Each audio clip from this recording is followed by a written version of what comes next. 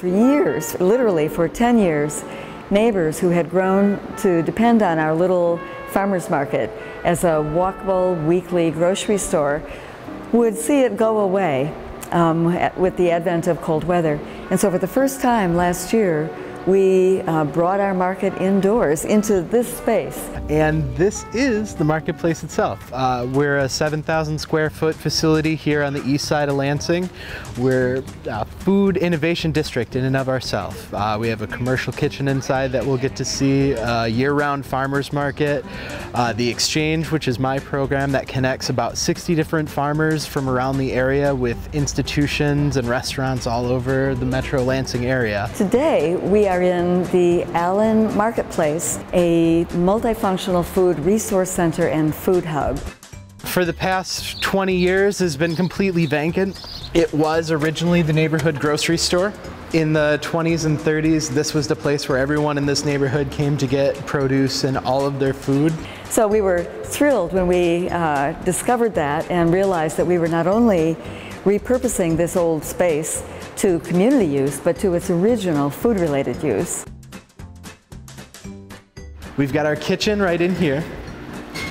And in here we have a 600 square foot facility that's available to rent for businesses, neighbors, those who are looking to start a food business, continue a catering business.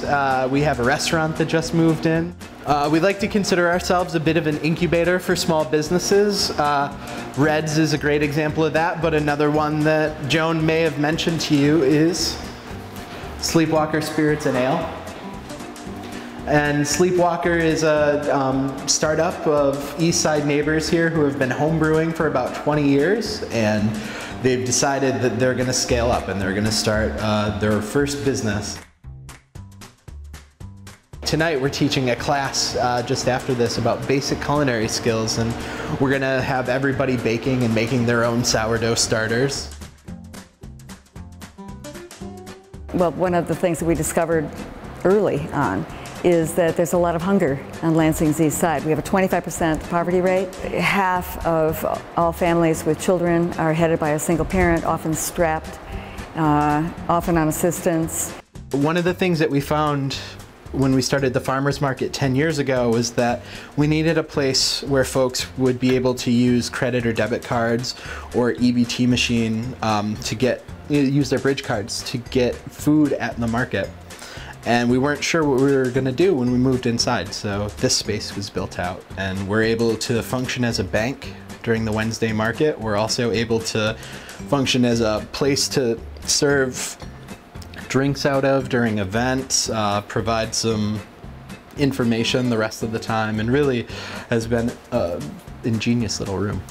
And we're going to have a cafe up here so that folks can get coffee and food during the winter market and look out over the market.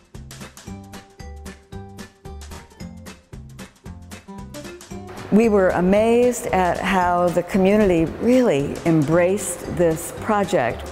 And we just paid attention to what people in the neighborhood were telling us about what they wanted to see more of.